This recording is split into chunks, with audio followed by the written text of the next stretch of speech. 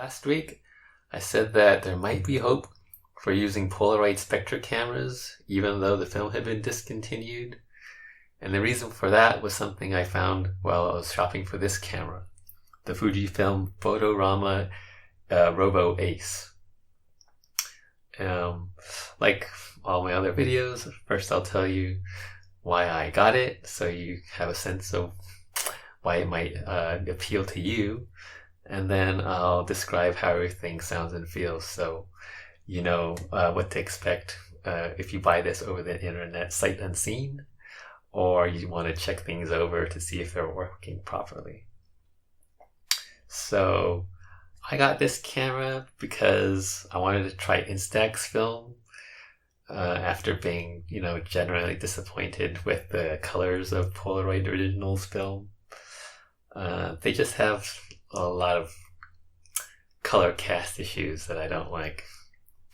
It's either too magenta-y or too yellowy, or sometimes too purpley, and the colors are sort of muted, so I wanted to try Instax film instead.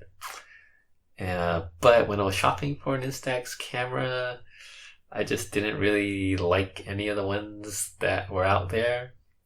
So I found a video on YouTube about how to use Instax film in a Kodak camera, and then I found out that the Kodak Instant film was the exact same as the Fuji Fotorama system, basically.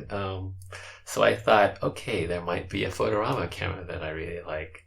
And that's how I found this, the Robo Ace. And I really like the design of it. So these are really cheap. I got this one for $20, so that was one big reason why I got this one, just because it was so easy to find and buy.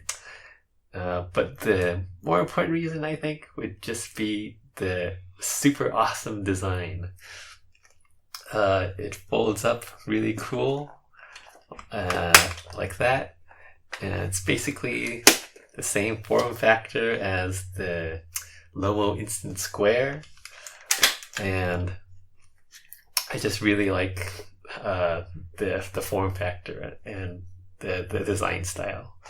I think the same design team must have worked on the GA645 cameras and the third series of the 6x9 rangefinders, and I just really like the roundedness of this like 1990s, early 2000s style of camera. So that's that's the superficial reason, but very significant for why I got this camera.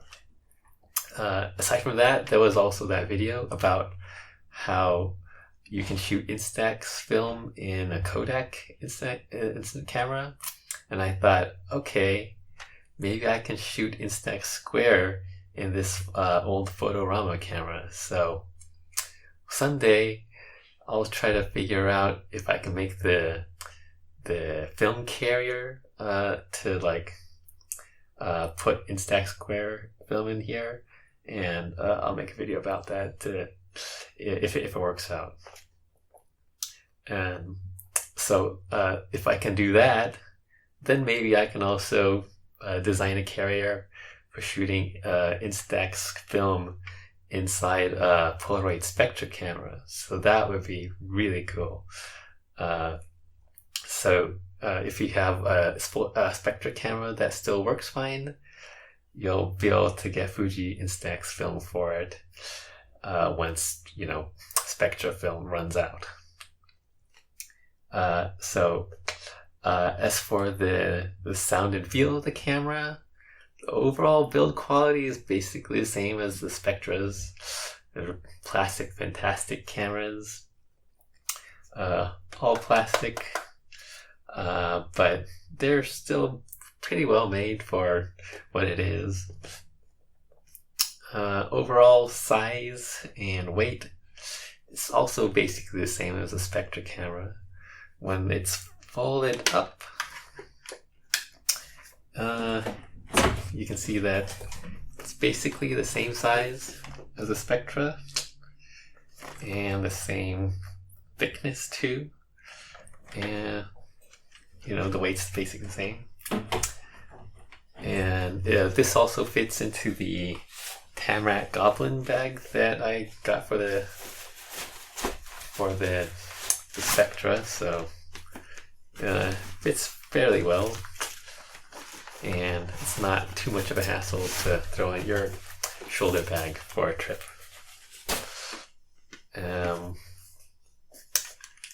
Let's see. Okay, so as for the grip, this might look like it's a nice and comfortable grip, but for me it doesn't really fit that well. It has a thumb grip here in the back, and then when your fingers, when my fingers wrap around the camera, it's just not quite as deep or as thick as I would like. When I try to wrap my fingers around it, like more snugly, it's just sort of, it's a little bit cramped feeling, sort of like it was designed for smaller hands, I guess, and it just doesn't feel that well balanced. But when you use the left-handed grip to support the weight a little bit, it feels acceptable. It's not quite as uncomfortable for my right hand. So that's not too bad. The shutter button is flush with the top of the grip, and it has a sort of rubbery click feel to it, and a very short travel, maybe with just 1 millimeter or so. I'll push the shutter button just so you can hear how loud the film ejection motors are. So here we go.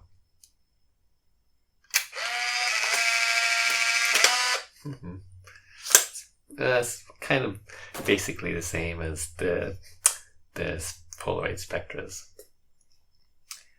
Let's see. The viewfinder. This is one of the nicer things about this camera compared to the Spectras. Just because of the form factor, you can get a reverse Galilean viewfinder in here, and this one has reflected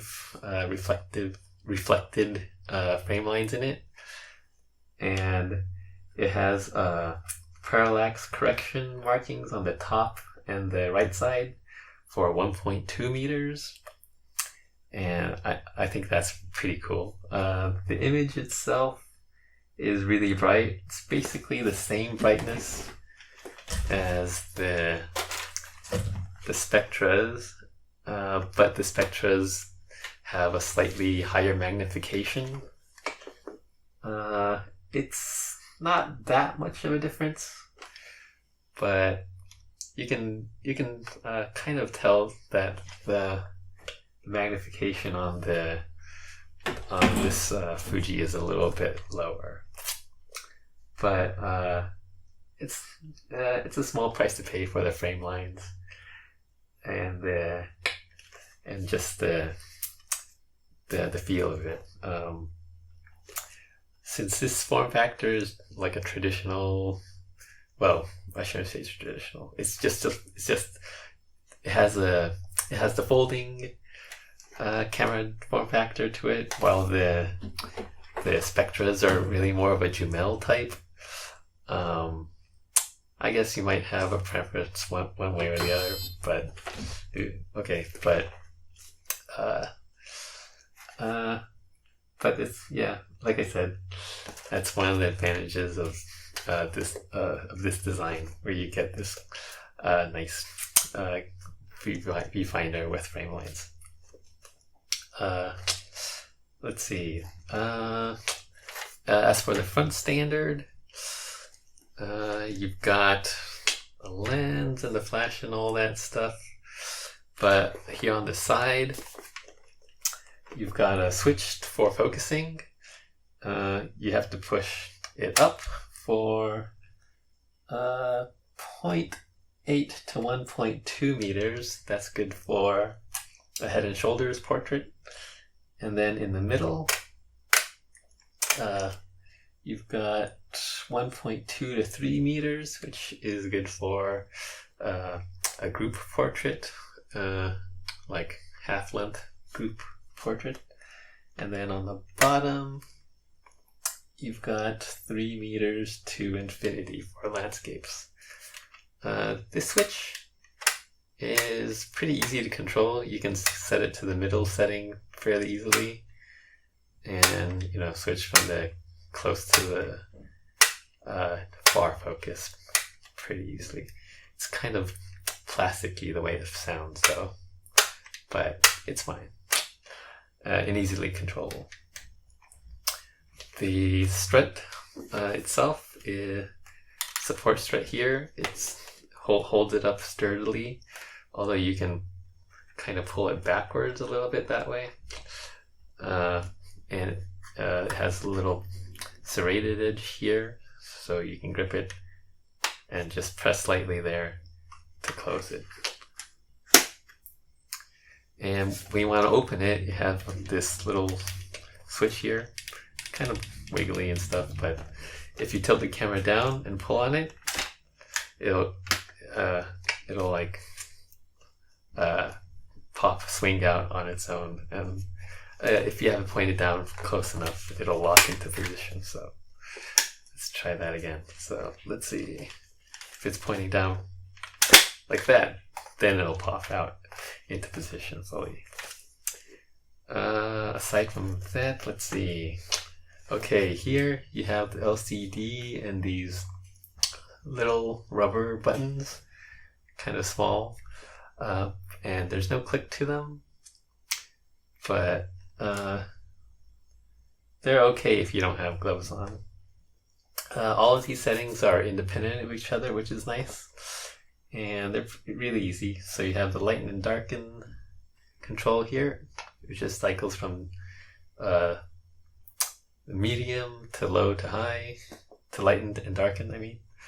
And then the middle button is for turning on the self timer, and then the one on the right is for changing the modes.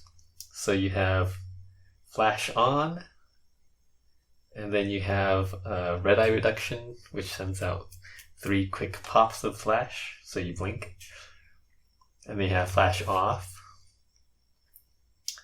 and then you have slow shutter with fill flash for when you're in a kind of shaded situation where you want more light from the background to get to the film, and you only want like a little bit of flash to like brighten up the shadows a bit. The shutter stays open longer to do that. So it's a really simple camera with just a few controls, but it's enough to do most everything, I guess. You have a tripod socket on the bottom, lined up with the lens, and then here you have a little switch to pop open the back. Go the other way. Okay. On the Fotorama system, the springs are on the back instead of being inside the cartridge, so it presses on the film through these little slots. And you can just take it out like that. And on the inside, you've got a button. Where's the button? Oh, up here. You've got the button to turn on the rollers for when you want to clean it. And the cool thing is that you can see this little hook on the bottom that moves up and pulls the sheet of film into the rollers. And this is like the thing that I'm gonna have to worry about the most when they make a carrier to hold Instax film. So you push this little button and then the rollers go, and then this moves up. So check that out. If you can see it, that'll be neat. Okay, so clicks into place all right, and that's basically it for this camera. It's a nice fun camera, plastic fantastic, sort of build quality and everything. So, don't spend too much money on it. It's gonna be a little inconvenient to shoot this with Instax film, just because you have to load up all the sheets in a dark bag. But I think it'll be fun just to see if Instax film is more up my alley. So that's it for this week. And if I ever do figure out how to make the carrier that works, and also works for Polaroid Spectra cameras, I'll upload that to YouTube as well. So thanks for watching, of course, and I hope you have a good day. Or a good week. Yeah, I hope you have a good week. Okay, bye.